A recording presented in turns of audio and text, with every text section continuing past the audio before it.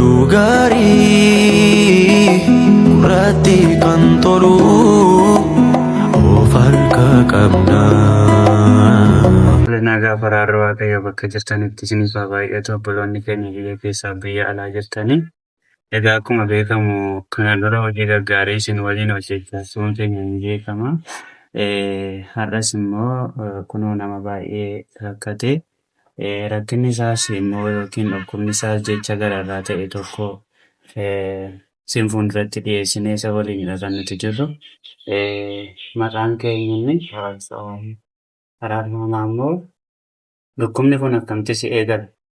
Inni akkuma isaa miciree xiqqoo kuna godhatte micireettiin guddachaa dhufte nadhoon. Nadhoowwan amma booda kan jiree waatti mana yaalaa dhaquudhaaf naannoo ijoon namni waan ta'e walitti naa bubbufatee naa kenneen naannoo itti achi ga'e hin ta'een immoo kaansee naan jedhani.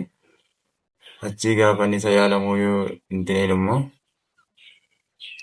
guyyaa shan gaafa na jiru torban irraa malee yaalamtu naan jedhani.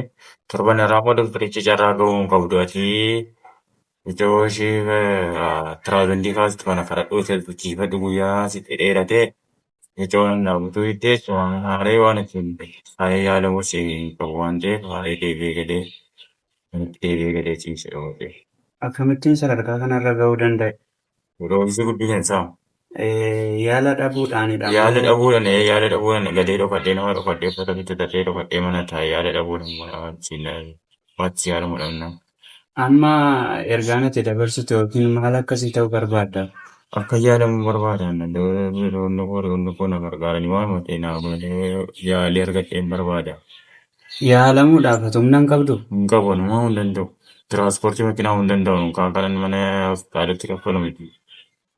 Egaa obboloota koo afaan saaraa dhageessaniittu Araarfamaa immoo humna isaatiinidha kan inni jiraatu. Yaalamuuf illee humna akka hin qabne dubbata. Egaa namoonni humna qabdan humna keessaniin akka gargaartan akka amantii keessaniittis akka kadhattanii jaalala Waaqayyootiin isin gaafannaa. Waaqayyoo baraaf jireenya keessan haa eebbisu. Oduu gaarii gurratti kan tolu of harka qabna.